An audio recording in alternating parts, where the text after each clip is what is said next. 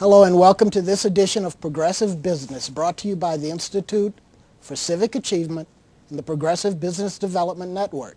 I'm Jerry Pradier, President of Progressive Business Development Network, and today we're going to talk about 6 power attitudes for business success.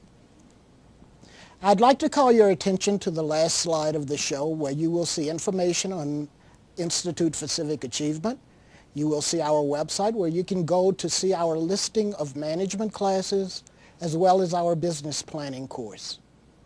You will also be able to access our telephone number to register for classes, or you might register online as well.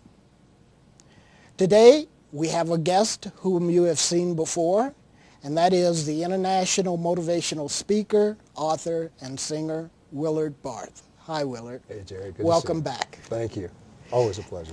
So today we're going to be talking about 6 power attitudes for business success. Yes. How did you get into the field of business development?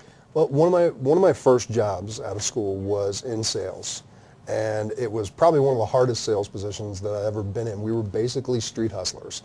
They would load up our cars in the morning with merchandise, and we would go out, and it was meeting the people on the street or walking into businesses and cold call, the whole type of thing.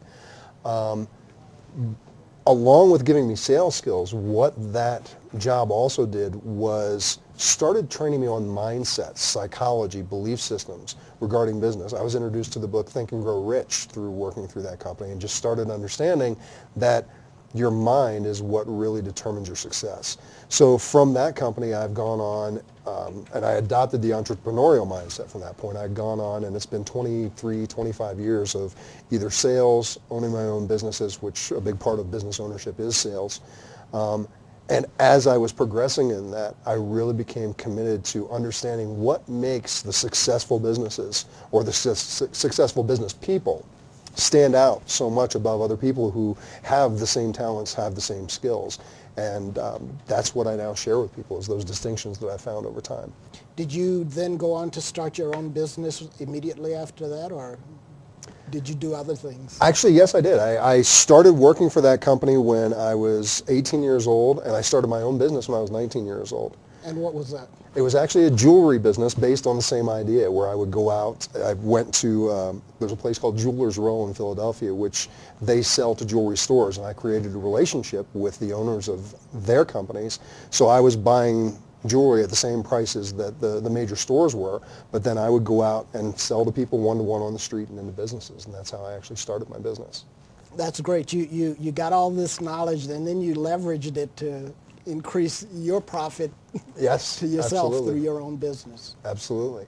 And that time, though, was still a lot of trial and error in my successes within things. Over time, again, it was really becoming fascinated about what is it that sets the people who are mega successful apart from people who have the same skills, the same abilities, but they just don't succeed as much. I really found that it's about the psychology. Mm-hmm. It's about the attitudes, the belief systems. Mm-hmm.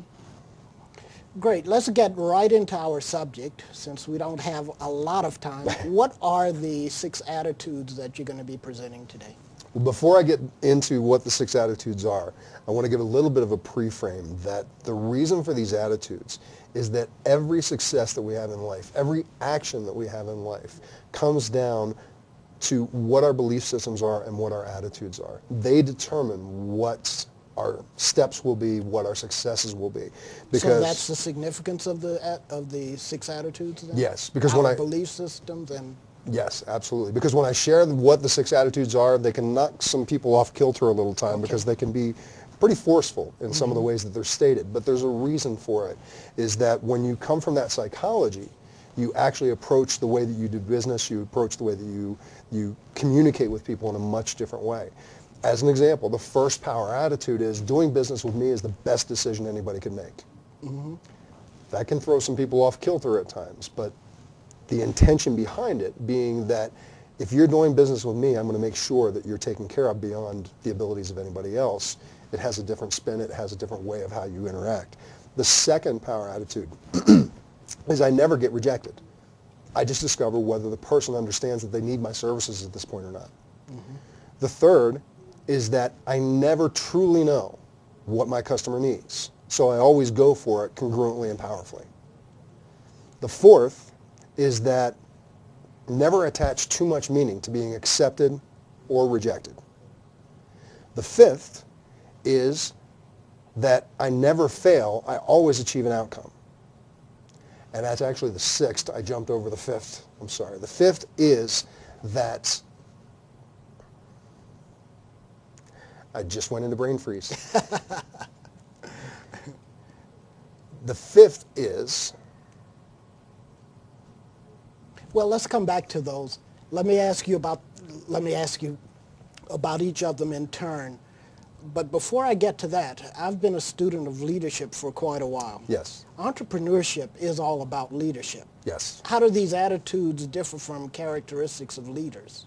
You know what? I've found that they don't so much differ from the characteristics. Every successful leader that I've worked with has these attitudes, has these beliefs. They may just label them differently. They may word them differently. Mm-hmm. But when it comes down to the idea, the intention behind them, they really are the same ideas.